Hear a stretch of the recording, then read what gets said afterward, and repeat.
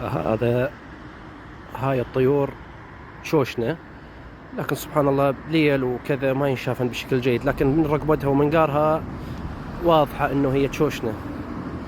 اي نعم، ما نقدر شوية نشوفن بشكل جيد.